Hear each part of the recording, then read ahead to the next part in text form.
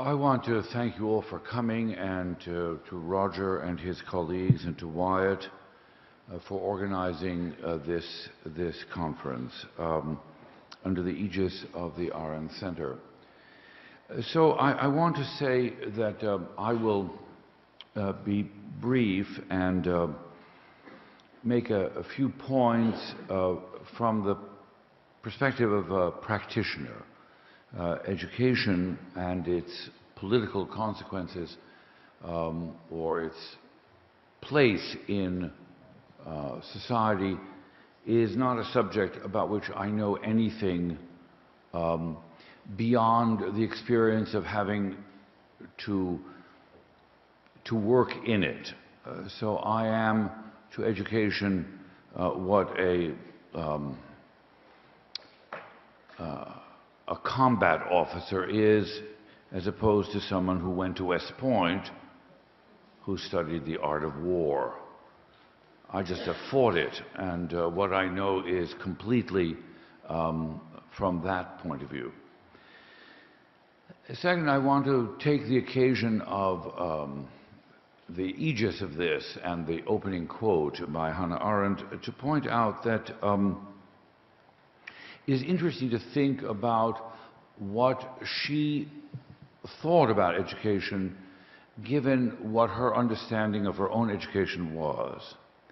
I actually do not share, although actually the volume that Wyatt Mason quoted from was a volume I think Richard Rodriguez has an essay in as well. So I come from a completely different point of view. I have a tremendous fear of the confusion of the private narrative as the basis to talk about education. I think that is in fact one of the primary dangers, the ease with which we put I as the beginning premise of the way we talk about a collective institution and experience that is education. Most people have ideas about education which are from an internal conversation about their own experience. So it would be as if we would define medicine from the totally inaccurate and self-serving accounts of having been a patient.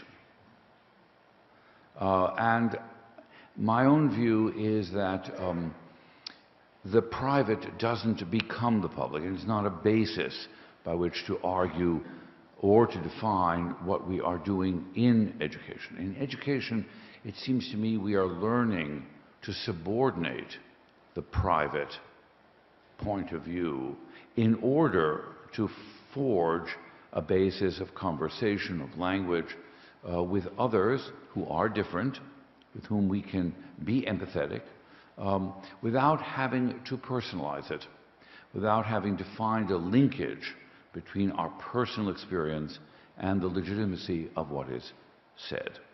That we're trying to create a basis for a public conversation about the shared space which we inhabit, which is, we define it the world, whether it is the society, the political structures, the smaller communities.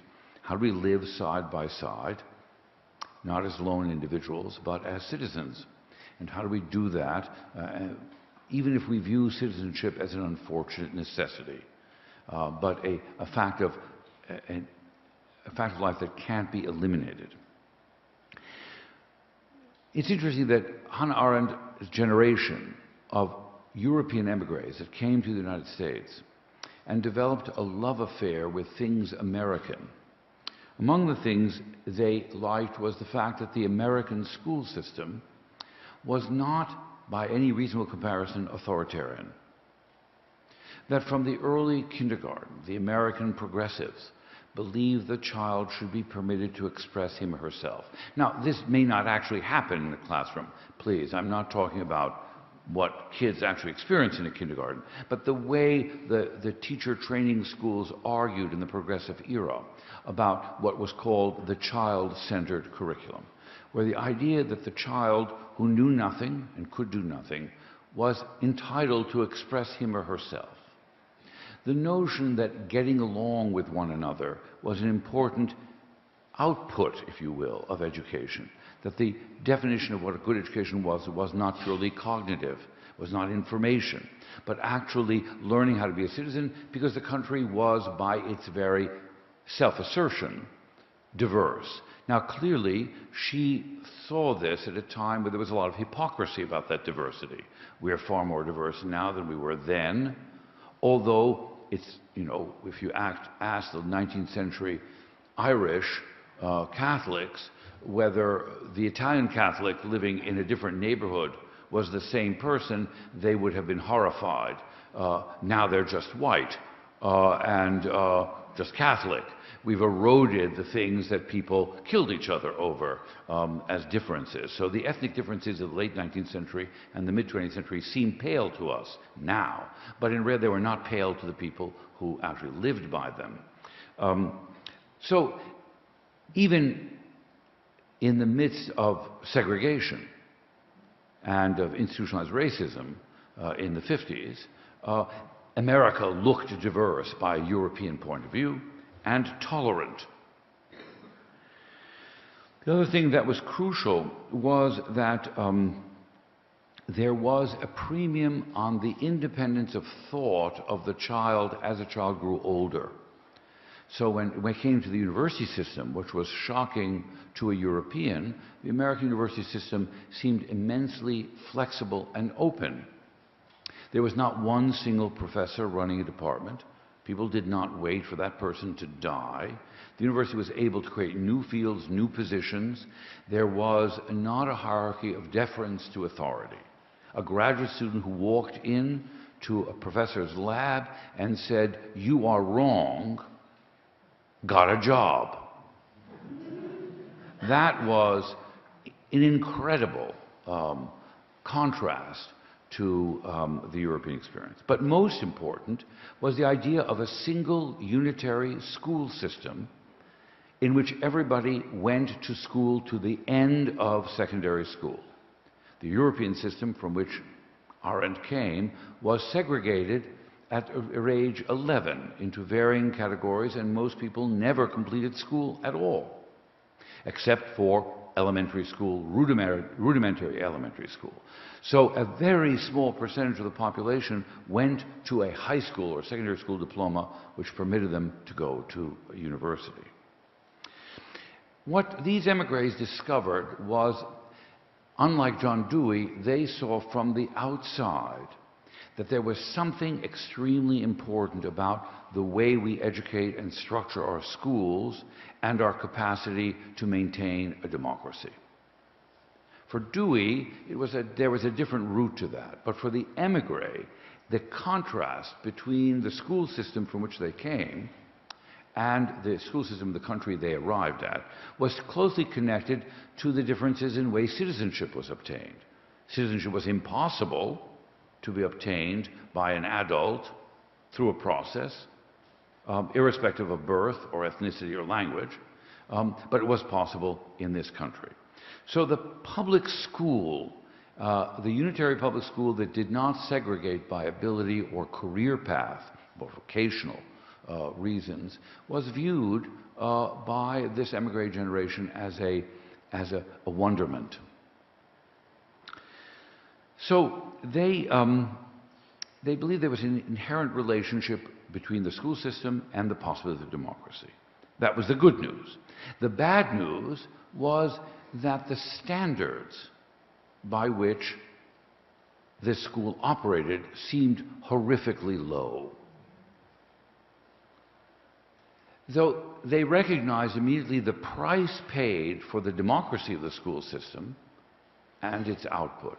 So the inherent snobbery of this European generation, teaching American college students, simply exploded without any kind of self-control. Freshmen, what they used to be called first-year students, from their stance couldn't read or write, had no understanding of literature and history, were completely disoriented, could do nothing. And they were bemused by the, this is the humanities and social sciences, not in the sciences so much. So, just for context, this conference takes place in an institution where Hannah Arendt's husband was hired in 1951 to correct this failing. A man who himself had never completed school was hired by the then President James Case to put in something called the Common Course, which we now experience as the first-year seminar, in order to correct, in a minor way, the failings of the progressive, student-centered, self-expressive tradition of progressive education. People were confident, they expressed themselves very well, but they were empty. They had nothing to say. They were simply tied down by ignorance and, from their point of view, vulgarity. And so there was a need to introduce them to the traditions of learning, which seemed to have disappeared from the curriculum of the school. And it's interesting that there's always this back to basics movement where people want to define what people ought to know and learn when they are in school. And that the absence of any kind of understanding, in their view, or knowledge, was the result of a progressive emphasis on distinction between content and method. So that people were taught how to think, but they knew nothing, so what could they think about? They were taught how to express, but there seemed to be no content from their point of view. Remember also that after the war, the Second World War, German intellectuals, Habermas and others, did believe that the reform of the German educational system and university system was crucial to creating a democracy. So this link was in this generation's mind as a very strong one. But their perspective is not entirely relevant to the situation we now face 60, 70 years later. First of all, in their lifetime, till 1970, really till the election of Ronald Reagan, nobody ever took seriously the dismantling of the public school system. One of the consequences of the Brown versus Board of Education decision is the creation of the charter school movement and the popularization and legitimization of the idea that the American public school system should be privatized. We are living in the throes of an anti-government movement which is 40 years old and started with a long-awaited attack on the requirement that children go to public school. The motivations were racist, whites not wanting to have their children attend schools which blacks attended, and then papered over by religious liberty, that they didn't want their children to go to a school that had godlessness at its core. They wanted to circumvent the separation of church and state. The end result is that we have now made privatization a major objective of school reform in this country. And it is endorsed, ironically, by the first African-American president of the United States. Now, this is a bizarre turn of events. The nice way of looking at it is saying, well, privatization is a way we can actually confront the failings of the public schools, which is the title of our conference. So, my point of view of this is that I will agree that the American schools are not good, but they were never good. From the point of view of the European standard of a high standard of education, the American schools never really competed. But that was not their purpose. Their purpose was the creation of a common national community out of diverse groups. As the diverse groups got more diverse, people got uncomfortable with this, and was it successful in creating a democratic culture? I'm not so sure. I'm not an American historian. It's not anything I know about. But it's quite clear that the standards of the American schools haven't fallen. If you consider that it's only until after the Second World War that more than 50% of 18-year-olds in the United States finished high school. Before that, only a minority finished high school. So the project of attempting to educate 75%, 80%, perhaps 100% of all Americans in a single school system was never really tried until the 1960s. And when that was really tried in the 1960s, it began to fall apart. So if you're going to make the schools really democratic, it's extremely hard. One of the uncomfortable truths is that our equality of citizenship doesn't run parallel with our equality to do a variety of things. Jump high, run fast, sing, and learn. A person who cannot learn as well as another person should not be disadvantaged as a citizen and as a participant in democracy. That equality is at the core of the nation. But it's very hard to reconcile differentials in education with one person, one vote. In that conundrum, it rests part of the criticism of the American schools. My view is the schools fail not because they can't change the distribution of population by any scale of capacity, but that the standards of that distribution are too low. That is to say, we fail the least advantaged people, and we also fail those with talent. We fail everyone. The average sits on too low a standard of achievement. But this is inherent in the attempt to do a democratic system. No nation has ever attempted this kind of uniform, single-school, democratic school system. Privatization is now popular because people are saying we shouldn't do it. It's a bad idea. And not only that, government can't do anything, and government is notoriously terrible, something I don't believe, and that it can't be fixed. So it's better to do it in the private sector. I am to think that the privatization of American education is a blow at the very possibilities of democracy. And the fact is that there's so little opposition to it is frightening to me. And that it is so much the beloved charity of all of the 1% against whom Occupy Wall Street tried to protest. Every hedge fund owner, what they love is the privatization of the American school. That's why union bashing is so popular, attacking teachers. But who are our teachers? Who goes into teaching? Who has actually tried to do something to change the quality of who takes public teaching, school teaching in the public schools as a career? So the crisis we face is twofold. Number one, do we still believe in the idea that American democracy requires a single school system that is in the hands of the public instruments of government and not in the hands of private business or private ownership?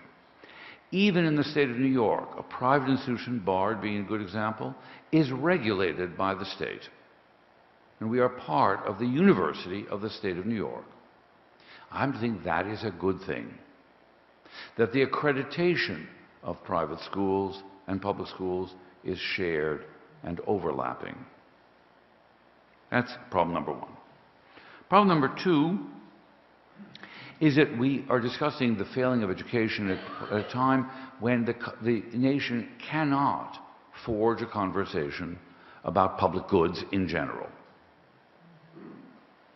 This is where I share the Arendtian distrust of private languages and the attempt to talk about one's personal narrative as a basis for talking about education. My personal narrative is irrelevant. What I have to learn in school is to set my personal narrative aside, to distinguish between my personal narrative and my role as a citizen. They don't necessarily overlap. And to learn things that allow me to function in that democratic context. So there's an election, and there are issues about the election. Can I find a basis to talk about those issues with someone whose personal narrative is radically different? Different ethnicity, different religion, different customs. But we share the same water system, We breathe the same air. We drive down the same highway. We require the same electricity. We're on the same internet, maybe on different sites. We have the same appetites. Our foods are different. We share our beds with different types of humanity. But the same people are looking at us and tracking our cell phones. So the personal narrative bleeds into a common circumstance. The interest rates or the absence of them that we have to pay for our mortgages are shared. There's illusion that I can hide from that public circumstance. So what do I need to know in order to make a conversation with those people who share those spaces?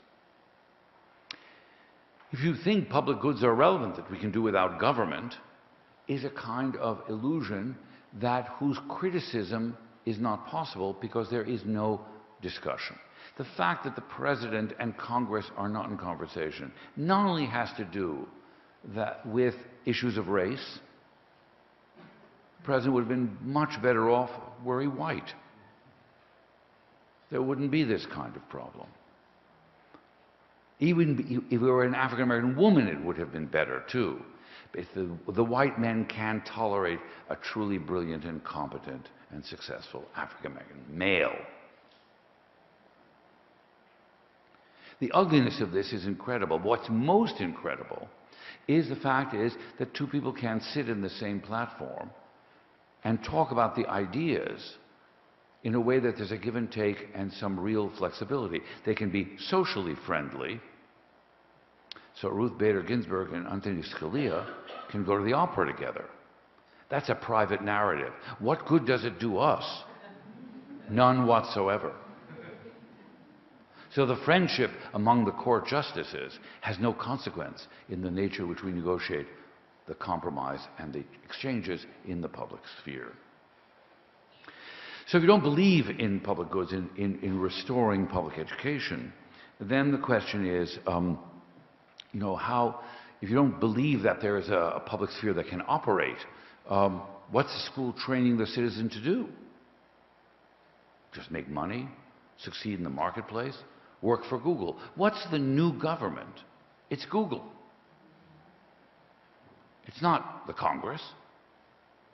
You know, the conspiracy theories that the wacky people when we were growing up used to do on the street corners, they were socialists and communists, and nothing they said was plausible, except the paranoia. That was completely plausible. But the people I'm scared of is not the U.S. government. Are these very large corporate giants that control our access to information? Brings me to so privatization is problem number one. Number two is the connection between education and a larger conversation about public goods. And I think we have to reverse the privileging of a personal conversation, the use of the word I. My biography is irrelevant to training my capacity to be a citizen. Technology. Now, technology has had unusual consequences. It's not itself an independent force, in my view, but technology comes at a very interesting time because if you privilege the idea of a personal narrative, my point of view, which comes out of a crisis, intellectual crisis, in the 20th century about notions of objectivity and truth. People have sort of in the culture have assumed a notion that everyone is entitled to his or her own opinion, and there are very few things about which one can come to some conclusion, agreement that it's true. That the truth, at best, is provisional, and in most things, purely subjective. This allows for people to believe things to be true that are not. And that modern technology allows them to dress it up with a community. that's virtual, that shares these distorted views, and not all views are equally distorted. So the crisis of objectivity in the general conversation of how do you understand something? So there are 5 different think tanks that put 5 different reports, all with statistics nominally and all with an argument, and how you discern which of these is plausible or not. And then it comes from the ideological, and then it's ideological, it's simply personal, and no one has any desire to negotiate these 2 reports from the Heritage and from the Brookings Institution. All nominally on the same subject, low rates of literacy. So how do you negotiate that? In modern technology, there's no need to, because the segregation of sites and the segregation of people's communications doesn't overlap. The public space becoming virtual destroys the need to have a conversation in real time and real space with people who disagree. The second point of technology is the Wikipedia phenomenon. The Wikipedia phenomenon, when we used to have encyclopedias, which were useless, actually, even the Encyclopedia Britannica, even in high school, and I went to a bad high school.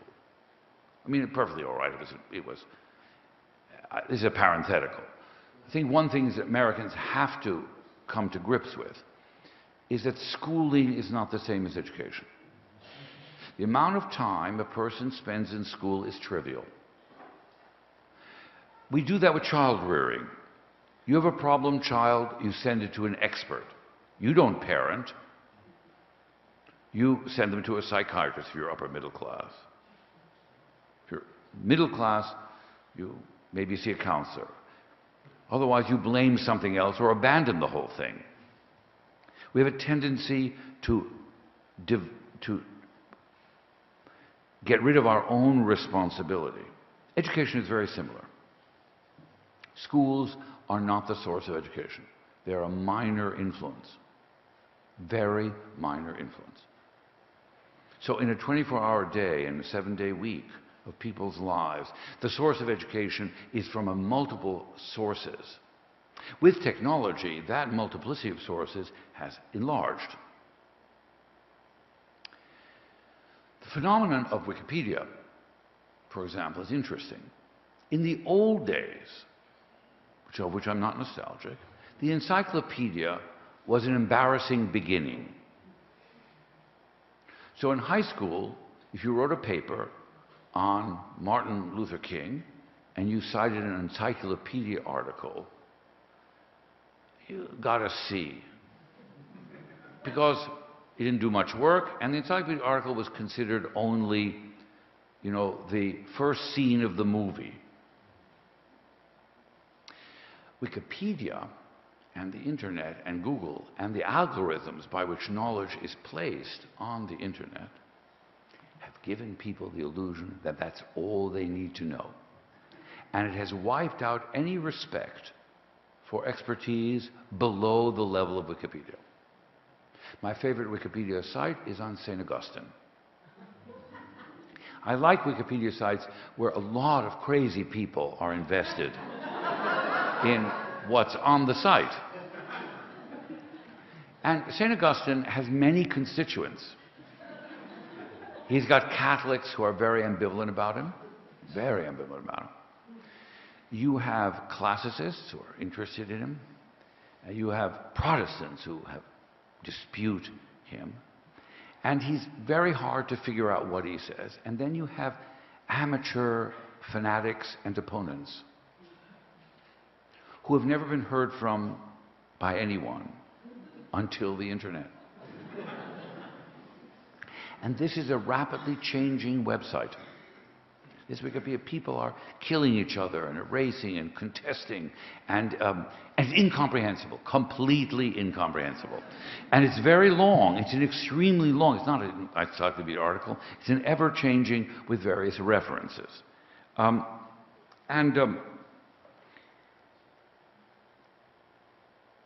But it's only one example of how the internet has essentially eliminated the standards of real research and real expertise, leveled it. The idea was it would make everybody an expert. It has done exactly the opposite. it has made the real expert irrelevant. It has good things. So if you go to the doctor, she tells you that you have X, Y, and Z allergy. You can spend several days reading about that allergy. Now, what you understand from what you read is frightening because unless you have a very good education, you could get extremely misled by what's on there. So the mass of data, plus this veneer of an easy access to some semblance of understanding, has made the conversation about negotiating different points of view harder and not easier. It also has given a kind of intellectual respectability to a purely personal prejudice. I can now gather material, data, colleagues and experts to defend a point of view that may be, in the end, indefensible. So the question is, where does that bring us? So to close, I would say, as a practitioner, I still hold to the idea that the most difficult thing to do is for us to construct a language of public conversation. And that language of public conversation will inevitably be different from private language. We cannot expect it to be the same. One of the most depressing things about American politics today is the extent to which our candidates think it is enough to be a personality and to talk their private language in order to get elected. Even the president got elected, not on ideas, but his personal story. Thank God Mr. Spitzer and Mr. Wiener's personal story was so terrible that they didn't get elected. But they didn't get elected because the personal story was obnoxious. So we actually, the Clinton scandal is a good example of that. We are more interested in the personalities of our politicians, as if they were just our private neighbors or friends, than what they think. And they cannot talk a language, a comprehensible language of public conversation about the public goods. Education needs to create a community of very diverse people who retain their diversity, who are able to occupy a public space in which they can negotiate and discuss matters of shared concern, from foreign policy to domestic policy. The internet is not such a platform. The virtual space is not such a platform. Facebook is not such a platform. I happen to think that we need to forcibly and forcefully redouble the defense of a single system of public education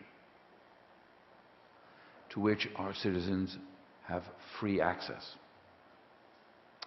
And that we need to resist the privatization movement. That does not mean that every school looks alike. Our Bard high schools, which there are students here from, are very different from other schools, but they are public schools. They're not charter schools.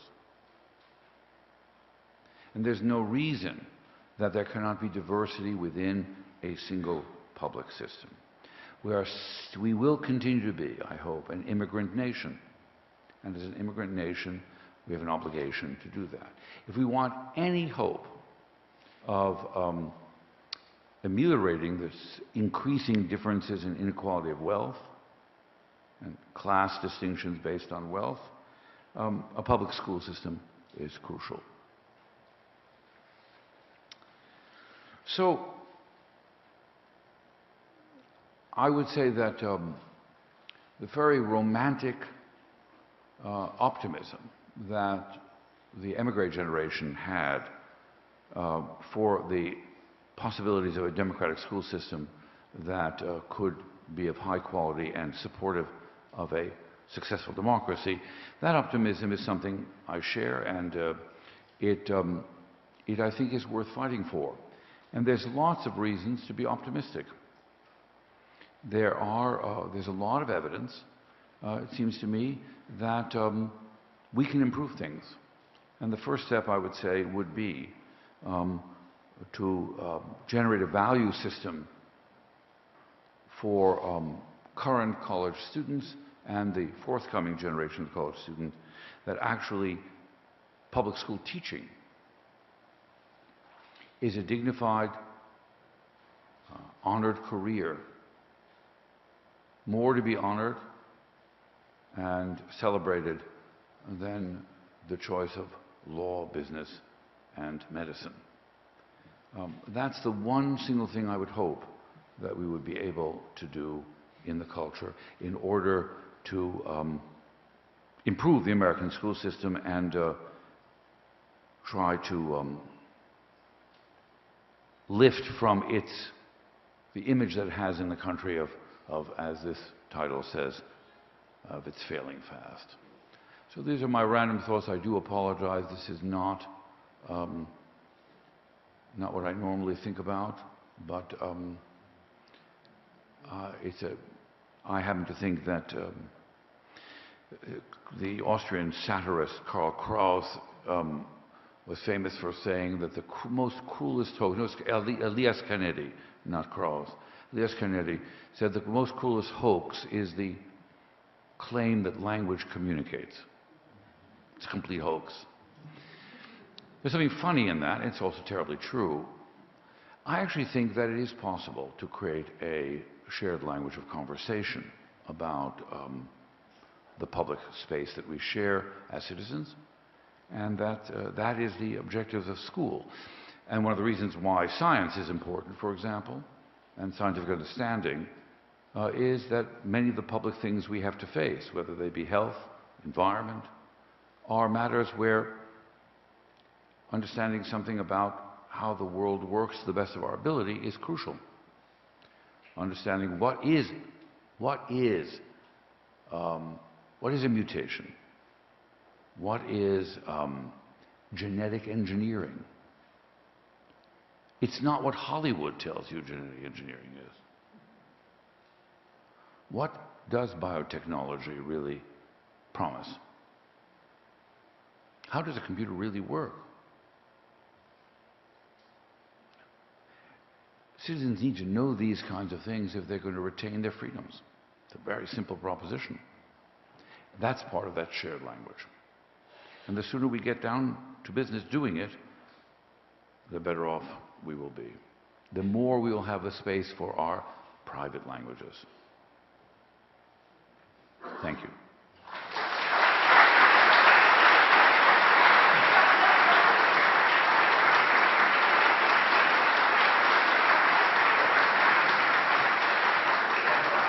Oh, sure, yeah.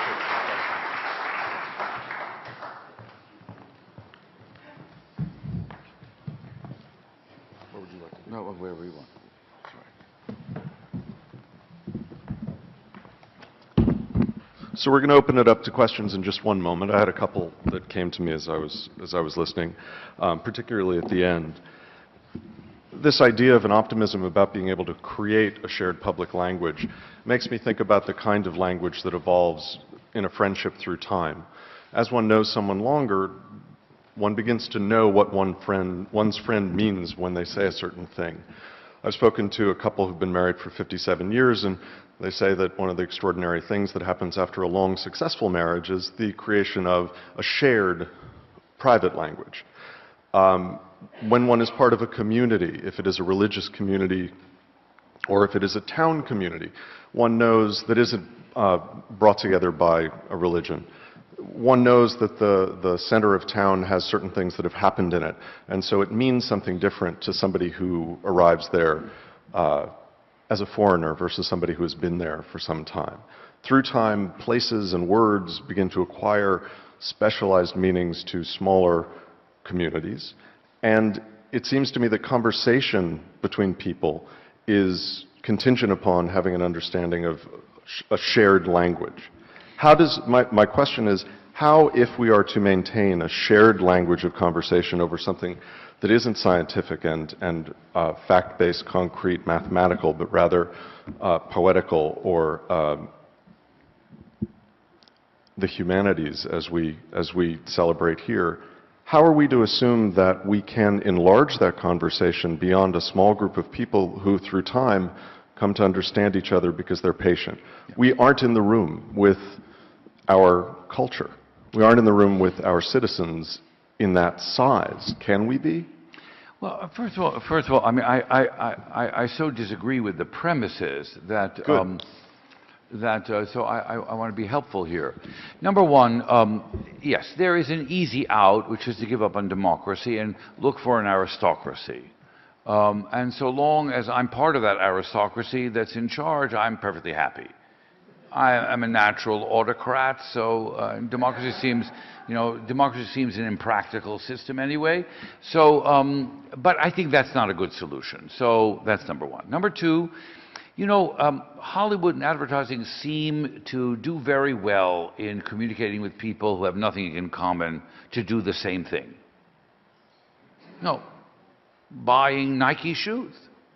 I mean, there's a moronic thing to do. And the desire for products from diverse people, from poor people, from rich people. So somehow there's somebody out there who really knows what he or she is doing without having to have been married for 54 years. And they sell to complete strangers. Third, having been married for a long time and happily so, I don't think it has improved my linguistic skills. In fact, the more I know my partner, the less, less I have to talk. I think silence is the mark of a successful marriage. So I don't get this. I just don't get the whole conversation. I don't think I have to, and the whole point of America is precisely its friendliness to strangers. It's precisely that someone can come here and in no time whatsoever, take her place as a citizen. So for that, I would say that I don't share the view that it takes a lot of time and, to create a common language. I think the language about laws, about politics, about rights, is a language, and it's a language that where there can be some agreement to understand how we disagree about how we construe those rights. Is it my right to do X? Is a corporation an individual? I don't have to be a lawyer, right? Say Citizens United. Is a corporation an individual? That's a conversation I can have with a perfect stranger.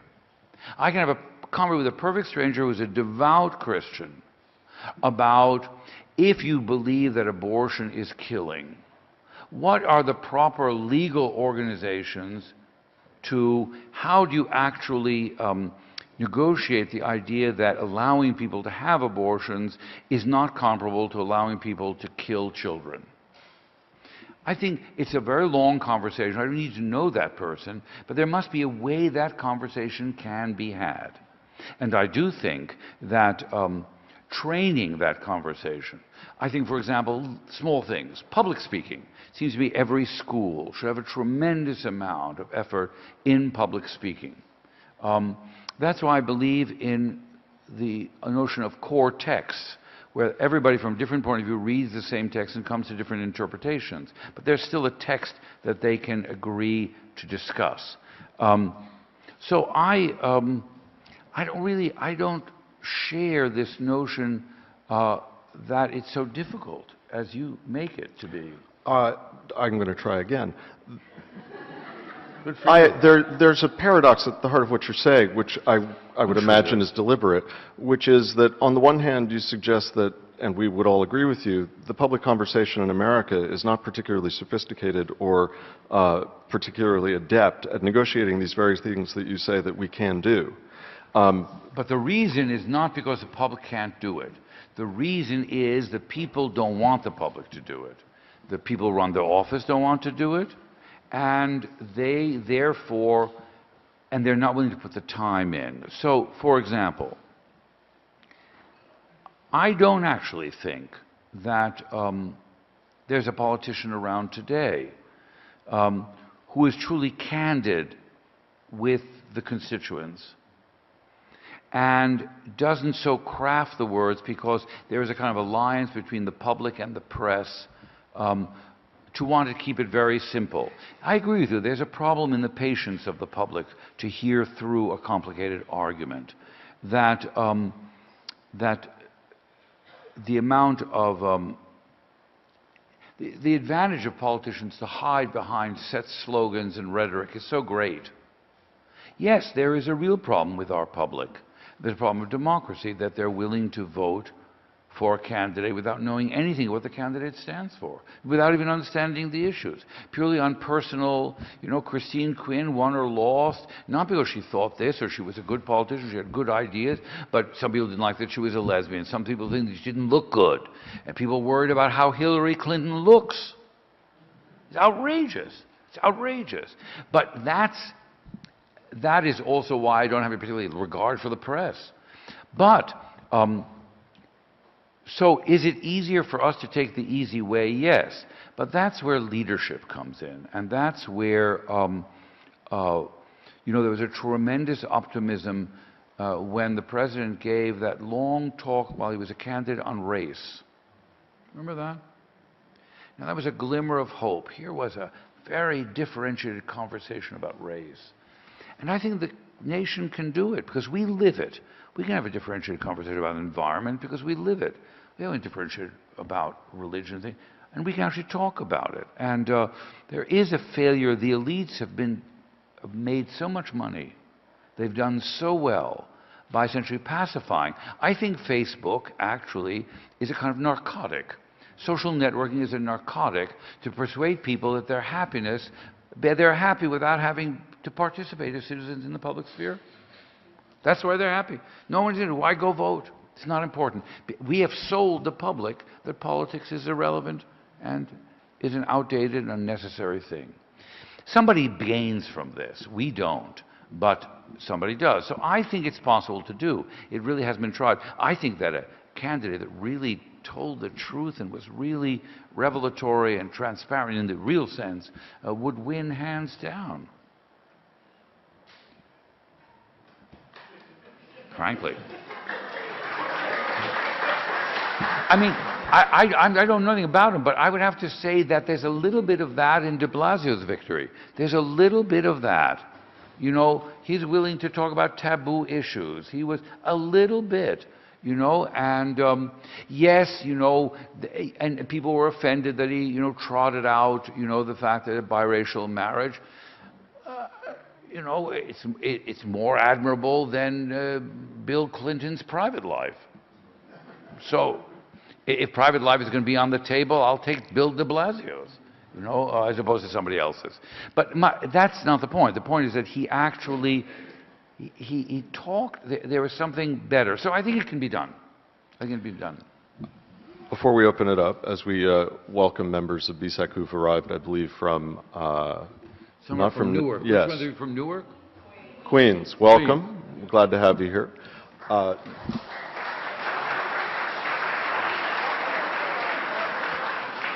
Let me say why. The possibilities of public education. These young people who are from BSEC, from the 3 BSECs, are attributed to the fact that public education can actually work. And yesterday, our closing speaker was Saif Legal, who's been a major innovator in New York public education since 1974, and who has put into practice this notion of improvement. And he believes that systemic change comes from one school, and then another school, and then another school.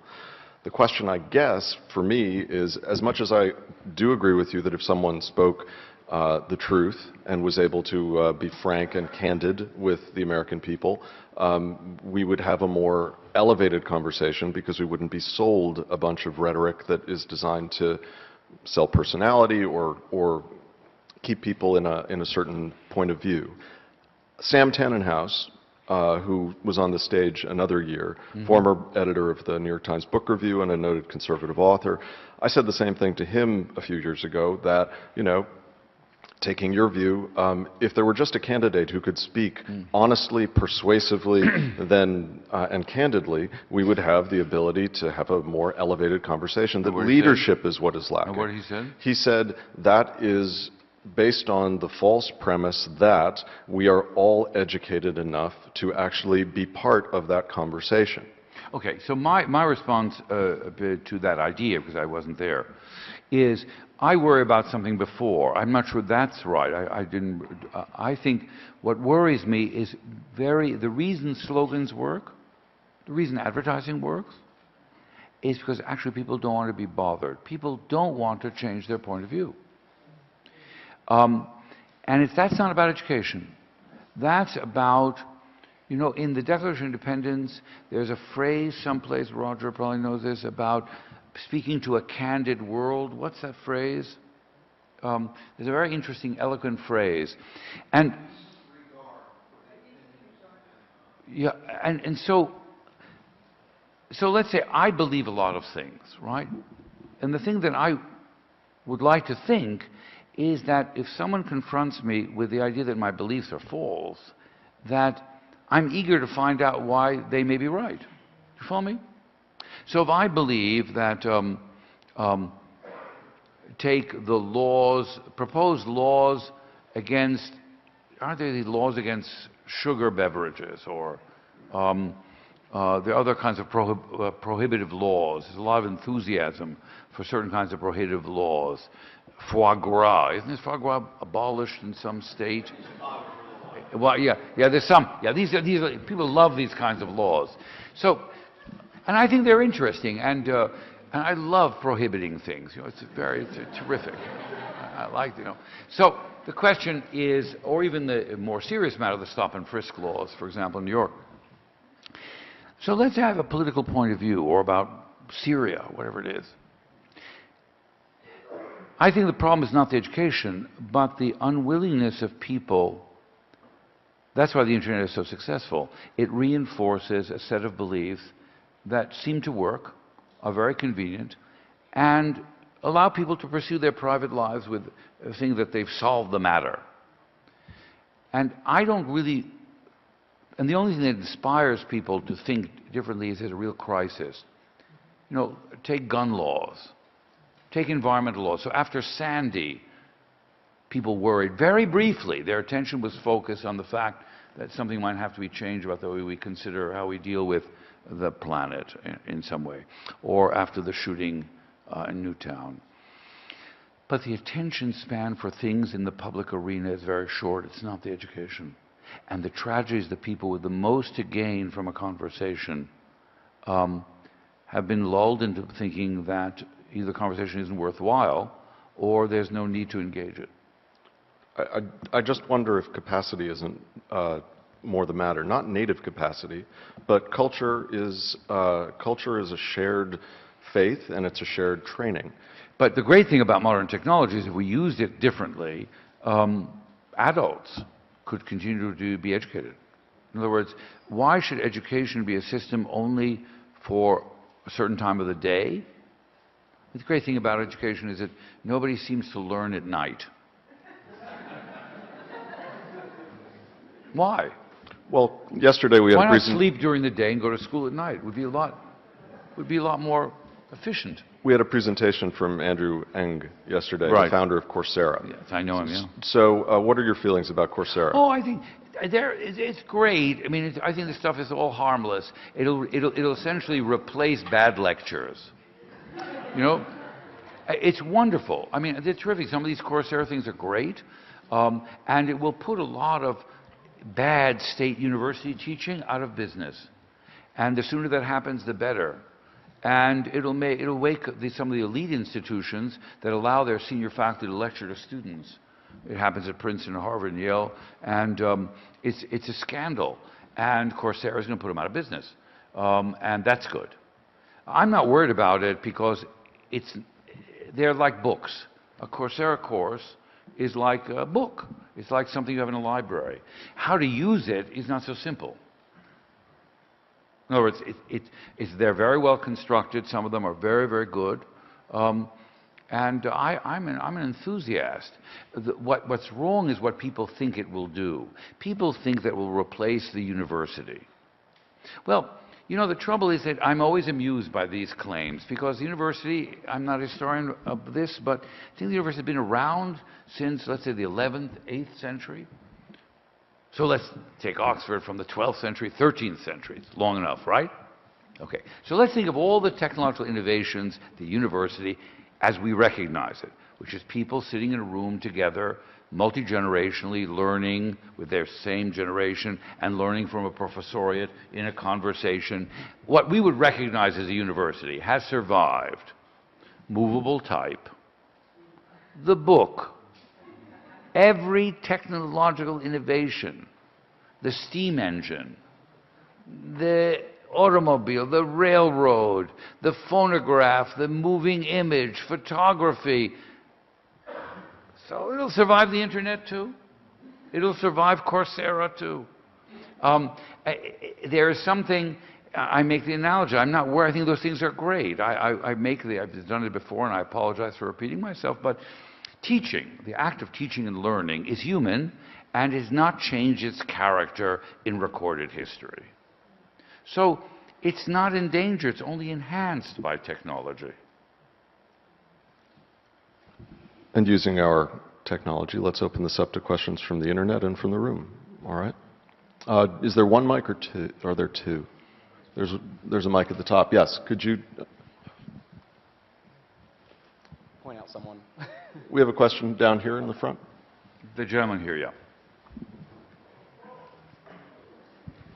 Hi, Michael Schenk from Simon's Rock. My question is sort of about me trying to reconcile two points that you made, Leon, that I think are sort of antithetical. You talk about American democratic education, civic education, as sort of teaching tolerance, a purpose being teaching tolerance, like uniting diverse peoples into like one polity. When you talk about like the Irish and the Italians. And then later you go on to say that democratic education needs to be about putting aside your personal narrative and moving past the I to foster the we. And I find that sort of hard to stomach because it's like how else can one come to know the other besides the sharing of personal narratives? How can you see yourself in the other without sharing of empathy? I think it's ironic that you make reference to Barack Obama's speech on race as sort of the emergence of truth into politics when that very speech was grounded in personal anecdotes of his experiences. Okay. It's a very, very good question, and it doesn't have a simple answer. It's a very good question. So let me answer it as best as I understand it, but my understanding is still complete. It depends what you consider the personal narrative. I don't think for you and I to participate as citizens, I don't have to know anything about your private life. I don't have to know anything about your religious beliefs. I have nothing about your personal behavior, your tastes, or anything. Because we are really concerned about working together about a problem. We may be on different sides of the issue, but the issue may be zoning. The issue may be foreign policy. The issue may be a law about the environment. I need not to dine in your home. I don't need to go to the same church. I need to know nothing about you. I don't have to be the same color skin or anything. So there are a wide variety of public issues that fall into that category. About whether or not we should change our energy policy, things like that. Then there are a variety of public issues where the personal and the private come closer. Not all political issues have the same character. So let's take gay marriage, for example. Interesting question. So I'm not sure that one's position on gay marriage is related to one's personal behavior. In other words, I'm not presuming that all people who are homosexual are in favor of gay marriage, or all people heterosexual are homophobic. I mean, I think these personal experiences don't necessarily correspond to a political point of view. I'm opposed to the state being in the marriage business altogether. I'm opposed to all marriage as a state function. I don't think the state should be in the marriage business, so everybody's treated equally. You follow me? So I don't know why the state is involved in some kind of certifying the creation. I don't know what for the licensing fee? I mean, I'm a libertarian on the question of marriage, so the solution is to strike down all marriage as unconstitutional. But given the current system, I'm in favor of gay marriage because I think it's discriminatory. So if you're going to have marriage, there's no doubt in my mind that that's the right thing to do. But as I do, I don't have to know anything about you. Now, the race issue, you put your finger in America, particularly because of the centrality of race. But let's take anti-Semitism as a European issue. Is my personal experience or that of my parents as a Jew in Europe important to know in taking a political position on anti-Semitism as a public reality, or for the Roma now in Europe? I don't think so. So I don't think that's exactly the point. I think there are things that I care deeply about that I would spend time with you, knowing nothing about you, because we occupy shared space as citizens, and that I have a great respect for privacy and intimacy. One of the things I fear about the current circumstance is the obliteration of any kind of distinction between that which is intimate and private. I don't think we have any right, and I think we have done a disservice by consuming the press the more they can tell us about the private lives of politicians. I think that should be off limits. And so I don't agree.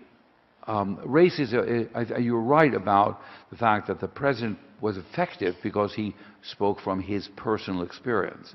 But I don't think that kind of differential discourse necessarily requires that a person who has an experience of it.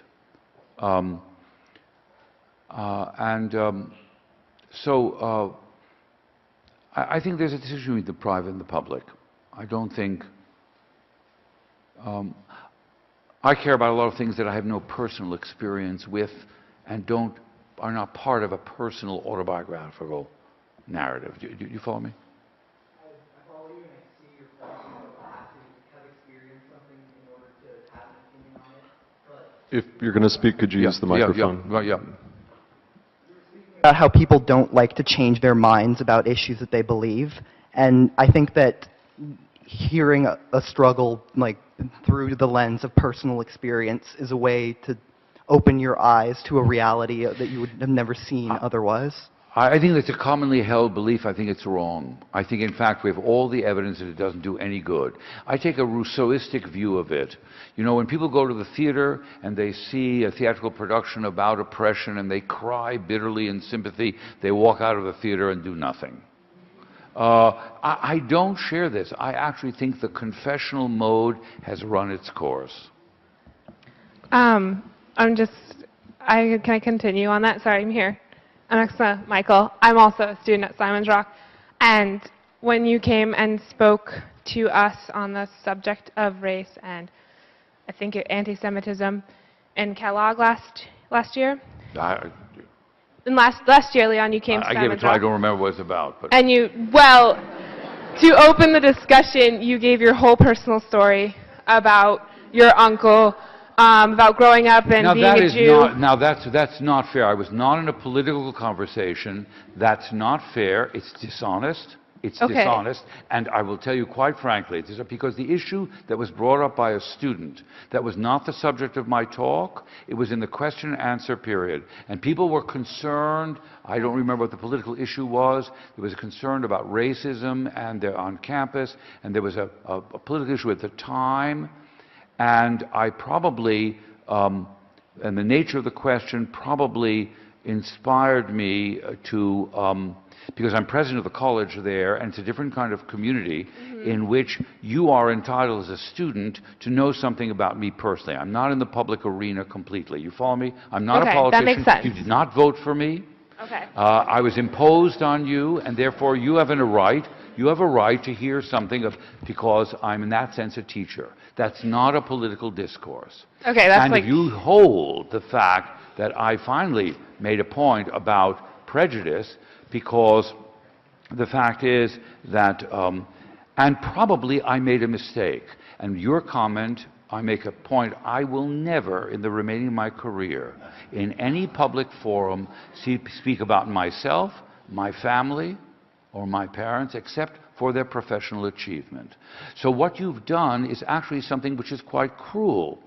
When actually something that is personal, when there's something that is personal, something is personal, you think it's funny. I don't think it is funny. The fact is the personal is very sacred, and when people step out of the line, especially someone like myself, and speaks about that experience, right, which I'm the experience of persecution and extermination, and I speak about it, it's not easy.